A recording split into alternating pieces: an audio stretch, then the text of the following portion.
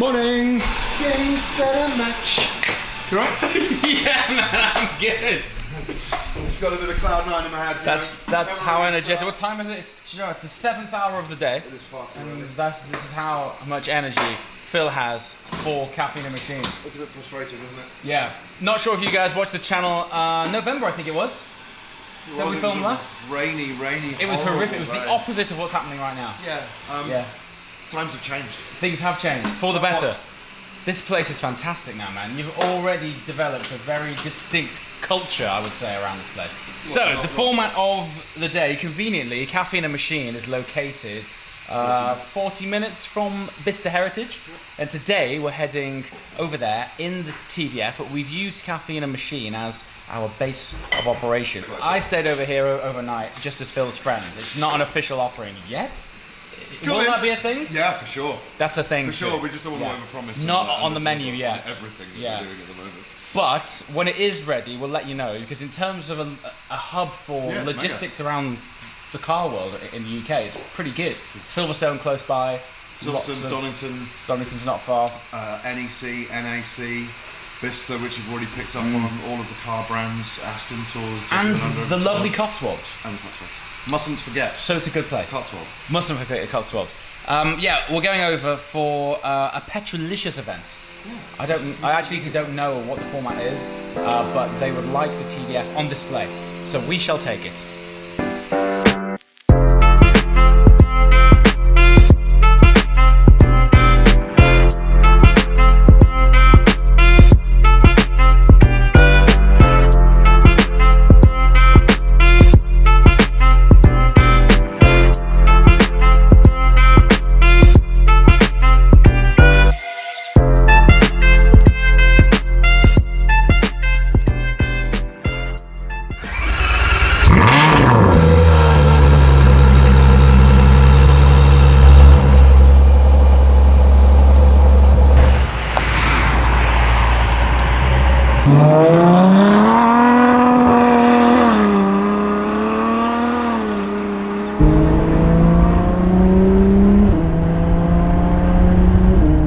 Today we have a very rare combination of events. First of all, I'm actually driving the TDF, which is rare enough as it is. But second of all, it isn't raining. Imagine that. The two things combined, that very rarely happens on this channel. If you're a regular subscriber, you'll understand the insider joke. If you're not, 70% of the content I film, even when I fly to Arizona, it rains. So today is a miracle. Anyway, welcome back to the F12 TDF. Now look, I know and I appreciate that the car doesn't feature on the channel as much as I certainly would like it to anyway, and judging by your guys' comments, you would certainly like it to as well. But it's sort of a bittersweet thing, because I actually enjoy spending time away from the car, because I kind of forget the more intricate details and the impact that this car has on my emotions when I haven't driven it for a few weeks.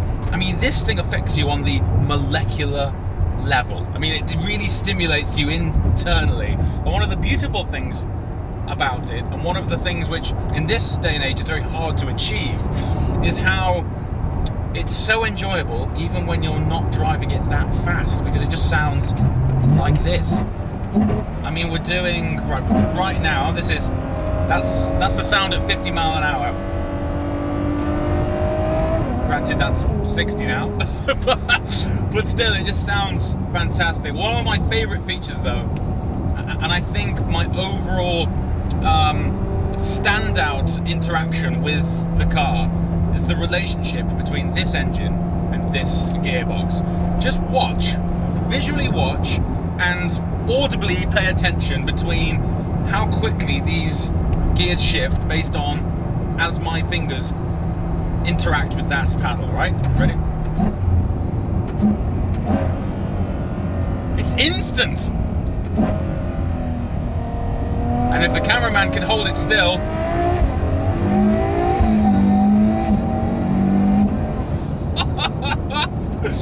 now look, I know things like GT3s shift just as seamlessly. However, we have to remember that this car is running twice the cylinders, another 270 horsepower and a lot more torque.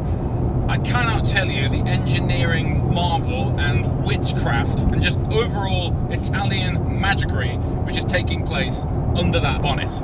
To make those things happen with a V12 is incredible, and there's a pretty high compression ratio on this car as well, which leads to a great sense of engine braking.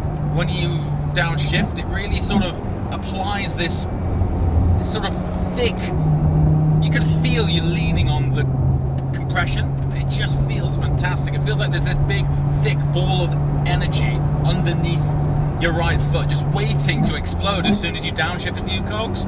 What I find myself doing is completely unnecessarily shifting for no reason at all, just because I end up playing this thing like a musical instrument to me. Look at it. Woo-hoo! That's a 9,000 RPM from a naturally aspirated V12. Oh, I listened to it downshift. Oh my god.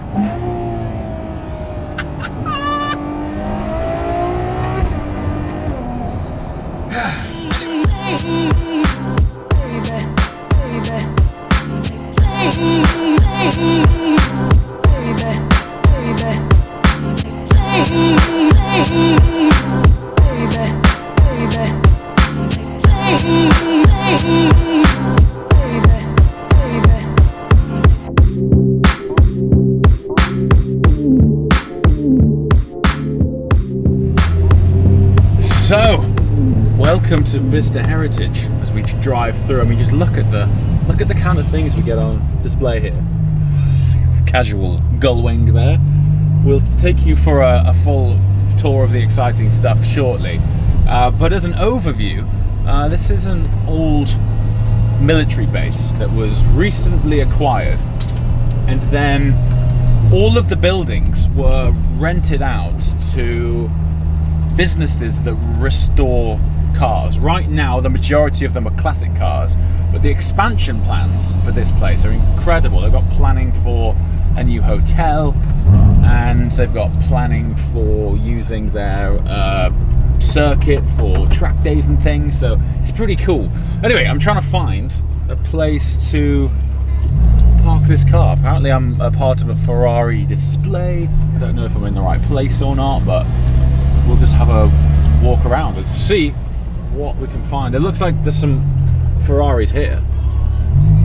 I know this man. Hey dude! I was like, I wonder if I'll see him this morning. It's like, right there. How's it going? Good, how are you?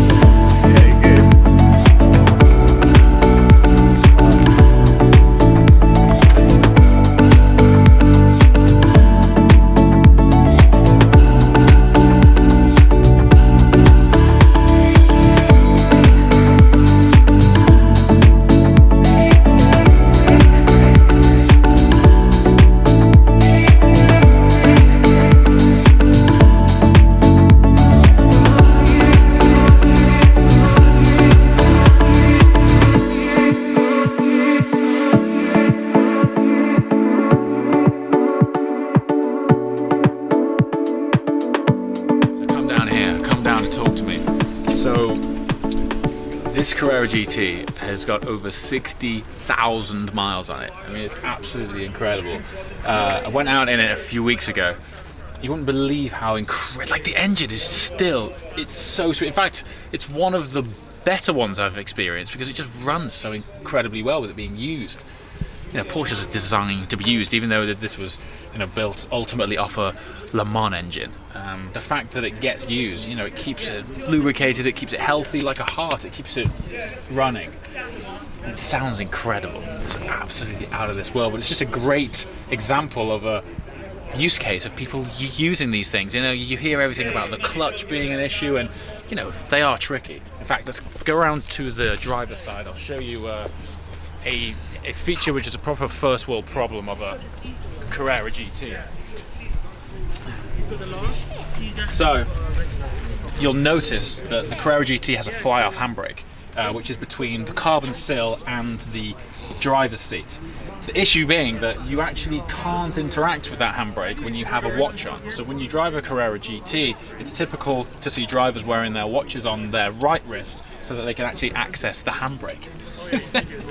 All of these things I think are great because they're just small occasions and events that you interact with this car just slightly differently that sets it apart from everything else.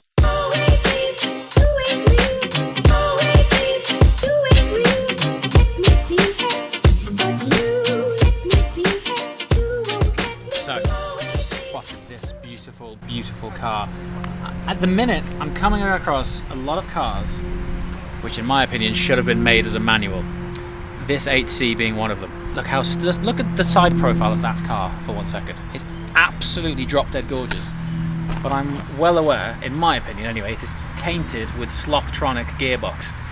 It's such a shame. I'm also finding lots of cars which I would quite happily conduct a manual conversion on them. Some people are like, this is sacrilege, M3 CSL for example. Massive round of applause to the guy in America who's recently converted a 430 Scuderia to manual. Now that gearbox actually is pretty good and it suits the character of the car. But I can't help but wonder how amazing would a Scuderia be with a manual gearbox. This is the same. Beauty, absolutely beautiful. Yeah, what a shame.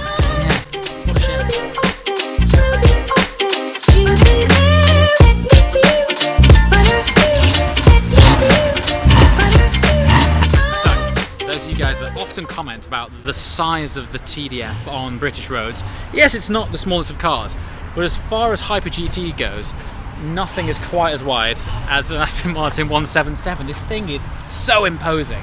For those of you guys who might not be familiar, launched a while ago, so as an overview, naturally aspirated V12.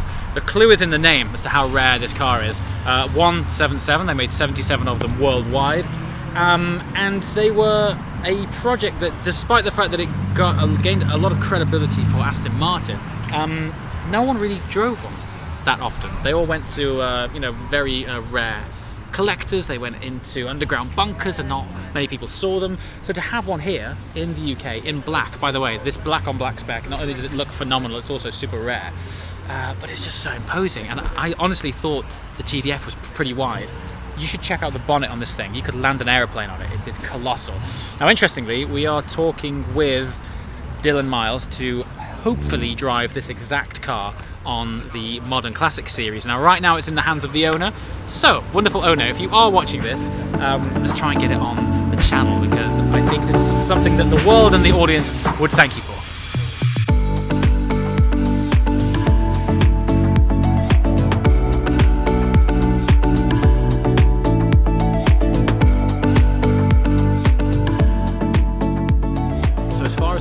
Goes for the Modern Classic series. Around every corner there's something cool here which would definitely apply. That Renault Turbo there, for example. Now, this is a bit of a long shot. I don't know if anyone out there just so happens to own one of those, but we would love to feature it on the Modern Classic series. Cult car, rear-engined. I think it would, in a way, tie in quite nicely with the prospect of filming with a Clio V6. I know they're worlds apart, but they're small, compact cars with a crazy engine in the rear with an almost square wheelbase. So let's get it on, talk about the historical significance of these cars, and share it with you guys, as always. This is one of the amazing things about events like this. While the cars which are actually officially on show as part of the event are cool, it's always the car parks where you unearth the gold. This is a road-legal silk-cut Jag. It's effectively a Group C racing car from the 80s. I mean, raced by Martin Brundle. But for me, it's the story of this. We've just been speaking to the owner and his daughter. It's been in the family for around about 17 years. And we were speaking with the daughter, and she was saying, yeah, I've grown up with this car. You know, it's a member of the family, and I think that's what makes events like this so special, is that real, true, passionate petrol heads are bringing out cars which they use. I mean, I was a little bit anxious when I first got given the keys to the Carrera GT because the clutch is a little bit tricky. This has made me feel stupid because driving that on the road, it just takes a whole another level of thought. You have to remember this was designed to operate at very high speeds only. So the guy that owns it was saying to me that he's been thinking about today for a week, trying to plan his route and his journey so he didn't meet too many speed bumps. Yeah, it's just hardcore. You can't see out of the back of it at all. The seats are just a thin piece of carbon, and he's got some foam padding from some light bulb boxes which he's lined his seat with just to make the journey a bit more comfy. But this is what it's all about. Super passionate petrol heads with very special cars with very special stories. Alright, back in the TDF. That is it for our time at Bicester Heritage with Petrolicious. I think that was a pretty solid event, actually.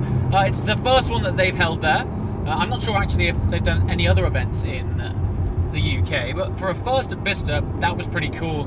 Car turnout was fantastic. As always, turnout of the people was fantastic. But we're now on our way back to Caffeine and Machine. TDF will be picked up in a minute on a truck going to NVN. Can you believe I still haven't had PPF applied to my own car yet? It's ridiculous. Thing is, we have somewhat of a waiting list now at NVN London, and I can't exactly wedge my car in because it would only push back clients' cars. Anyway, besides the point, I got another update for you. Those of you who have been asking, yes, I'm doing Gumball 3000 this year, once again. And there's something really exciting. The car that I'm doing it in, or shall I say one of the cars that I'm doing it in, I can't give it away just yet. Next level. I know I say that occasionally, but I don't want it to become a throwaway term. So from now on, when I say next level, and the following will unfold, I think this will do it justice, but stay tuned. What I always find helpful from you guys is the kind of content that you would like to see from Gumball. Now, in the past, I've followed journeys of particular cars, journeys of people. The overall day, each day, has been more of a sort of documentation of each day, which has been cool. But as always, I want to hear from you as to what you would like to see from Gumball 3000 this year. The route is Mykonos to Ibiza, so it'll be a very sunny coastal route, which will be cool, and there'll be lots of parties as well, so perhaps you guys might want to see some behind the scenes of those events also. And then before that, I have another rally, which is a classic car rally with Guy, and thanks to your feedback, and this is where we really do take your feedback on board, we are taking the Citroen SM. I'll leave a link below to the video where you guys help dictate which car we should take if you haven't seen it already. That is going to be a very exciting journey indeed. Anyway, we are now approaching Caffeine and Machine. It's a Sunday, there might be some cool cars there, and we're also going to speak with some cool people. Let's hit it!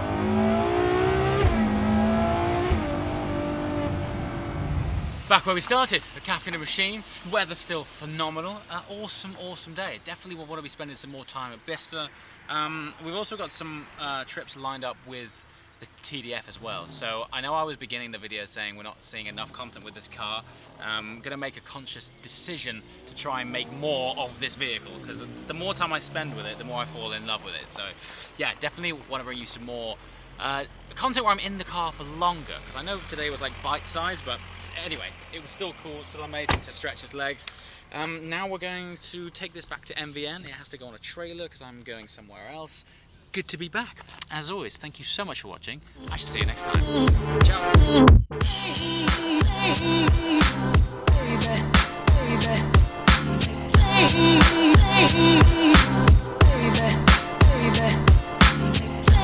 Ciao.